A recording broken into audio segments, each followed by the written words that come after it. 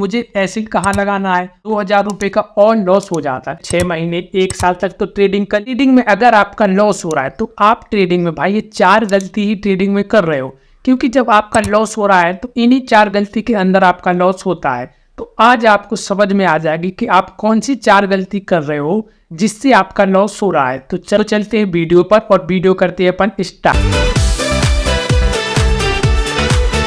देखो भाई, आप ट्रेडिंग करते हो तो आप मार्केट एनालिस करते हो और मार्केट एनालिस करने के बाद आपको क्या लगता है कि मार्केट यहाँ से ऊपर जाएगा तो आप वहाँ से एक बाय कर लेते हो। जब आप बाय करते हो तो पहले दिन जैसे आपने बाय किया तो आपका ट्रेड सही है और आप उस ट्रेड में कम से कम 5000 रुपये का प्रॉफिट हो गया, तो आपने मार्केट को बंद कर दिया और मार्केट से बाहर निकल गए। लेकिन भाई अब जब कल आप ट्रेडिंग कर रहे हो, जैसे अब आज दूसरा दिन है तो आज आप ट्रेडिंग करोगे, तो आपने मार्केट एनालिस किया, लेकिन मार्केट एनालिस करने के बाद आपको लग रहा है कि मार्केट यहाँ से फिर ऊपर जाएगा, तो आपने फिर वहाँ से एक बाइंग किया। तो भाई आज क्या होगा, आज आपको 1500 रुपये का लॉस हो गया। कल आपने जैसे 5000 रुपये का प्रॉफिट किया था तो कोई दिक्कत नहीं, लेकिन आज आपने ट्रेड लिया तो आज की ट्रेड में आपको 1500 रुपये का लॉस हो गया। तो अब आपके अंदर कौन सी लालच आएगी कि मुझे मार्केट से अब पैसा नहीं कमाना, लेकिन जो मेरा 1500 रुपये का लॉस हुआ है इसको लॉस को मुझे रिकवर करना है। क्यों करना है? क्योंकि आपके अंदर एक लालच आया था कल, क्योंकि कल आपको 5000 रुपये मार्केट ने दे दिया था।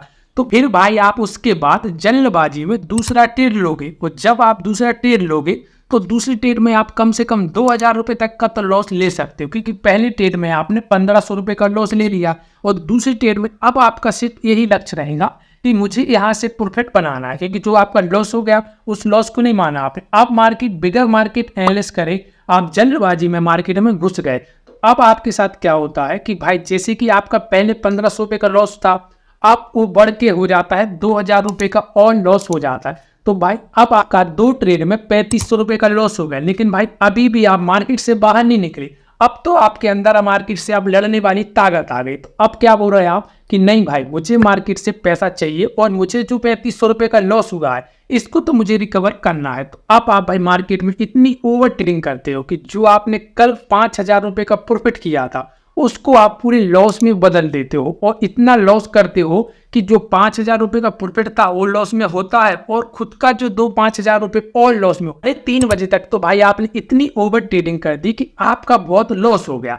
तो भाई अब मार्केट में आपका दिमाग काम नहीं किया, क्योंकि क्या आपने जो पहला ट्रेड लिया था उस ट्रेड में आपने खाली मार्केट एनालिस किया था और उसके बाद 10-15 ट्रेड लिए, इसमें ना तो कोई मार्केट एनालिस था ना कुछ था, इसमें तो आपने खाली बाय सेल किया, क्योंकि आपको लग रहा था कि जो मेरा पैसा है उसको मुझे रिकवर करना है। तो इसके चक्कर में आपका भाई लॉस हो गया।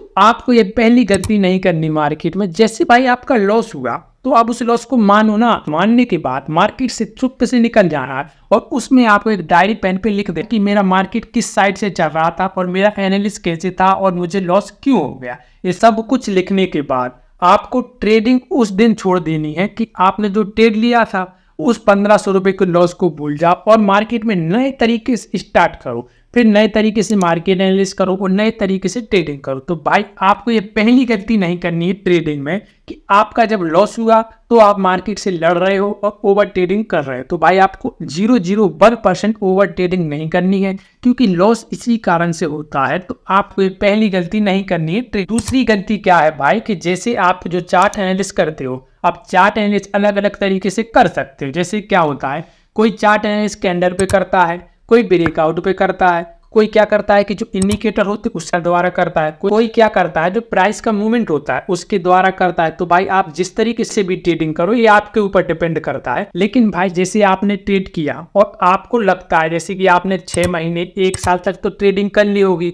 और 1 साल 6 महीने में आपको इतना पता चल जाएगा कि आपको लगने लगेगा कि मार्केट कहाँ से मूवमेंट देता है और मार्केट कहाँ से मुझे बाय करना चाहिए। ये आपके ऊपर ही डिपेंड करता है। लेकिन भाई क्या होता है कि जैसे कि आप जिस तरीके से भी बाइंग या सेलिंग कर रहे हो, लेकिन भाई जैसे अगर चार्ट पे बाइंग नहीं आई लेकिन आपके दिमाग पे बाइंग आ गई, कैसे आ गई, अगली बार क्या हुआ था कि इसी तरीके से आपको एक बाइंग मिली थी और आप चार्ट पे इस बार बाइंग नहीं आई, लेकिन चार्ट से पहले आपके माइंड पे बाइंग आ गई और आपको लग रहा है कि भाई मुझे यहाँ बाय करना चाहिए, अगर मैं यहाँ बाय नहीं करूँगा तो मेरी अपॉर्चुनिटी छूट जाएगी और मैं यहाँ से पैसा नहीं कमा पाऊंगा। तो आपने थोड़ा ही मार्केट एनालिसिस किया और मार्केट में जो पैटर्न बन रहा था उस पैटर्न को ना बनने दिया पूरे तरीके से और आप मार्केट में तुरंत एंट्री कर ली।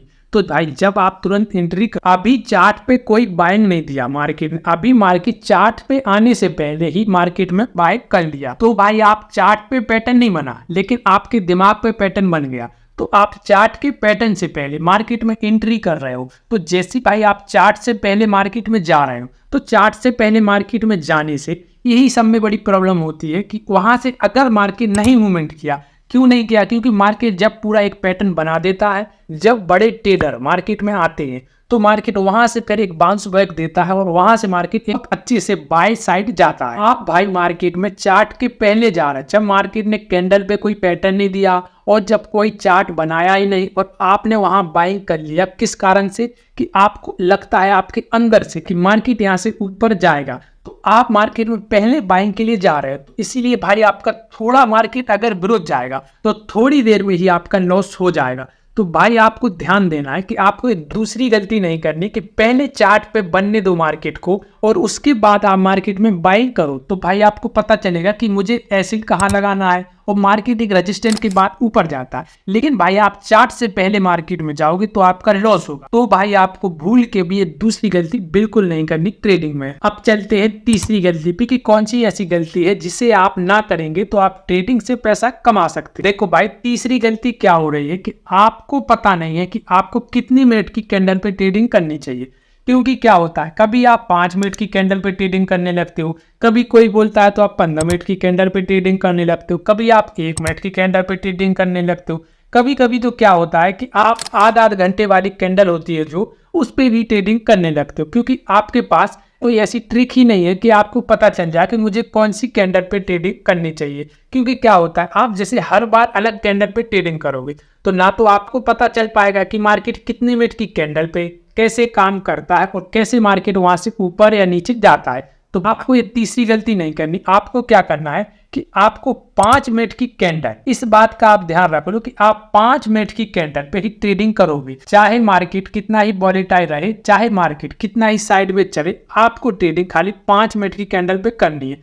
तो भाई क्या होगा कि आप 5 मिनट की कैंडल पे लगातार ट्रेडिंग करोगे, क्योंकि लगातार ट्रेडिंग करने से 5 मिनट की कैंडल पे आपको अच्छे अच्छे ब्रेकआउट समझ में आने लगेंगे और अच्छे तरीके से मार्केट एनालिसिस समझ में आने लगेगा और सही तरीके से आप वहाँ एक बाइंग कर सकते हो। तो आपको ये तीसरी गलती नहीं करनी कि आप सबके पीछे मत भागो कि 5 मिनट की कैंडल, 15 मिनट की कैंडल, 1 मिनट की कैंडल, 10 मिनट की कैंडल, इन सब कैंडल को छोड़ो और आप खाली 5 मिनट की कैंडल पे काम करो। और 5 मिनट की कैंडल पे आप जितना हो सके उतना चार्ट एनालिसिस पे ध्यान दो। तो 5 मिनट की कैंडल अच्छी खासी डूजी बनाती है, अच्छी खासी हैमर कैंडल बनाती है, तो उसमें आपको सही तरीके से बाइंग मिल सकती है। तो भाई मैं आपको बता रहा हूँ, ये मेरा खुद का अनुभव है, इससे आप ट्रेडिंग नहीं करना। क्योंकि क्या होगा, जब आप ट्रेडिंग करोगे तो उसमें लॉस होगा वो आपका होगा और जो प्रॉफिट होगा वो भी आपका होगा। तो भाई आप ट्रेडिंग करोगे तब आप पूरा मार्केट एनालिसिस करना और पूरा जो ट्रेडिंग करोगे उसकी जिम्मेदारी पूरी आपकी रहेगी। तो भाई आपको ध्यान देना है कि मुझे किस तरीके से ट्रेडिंग करना है।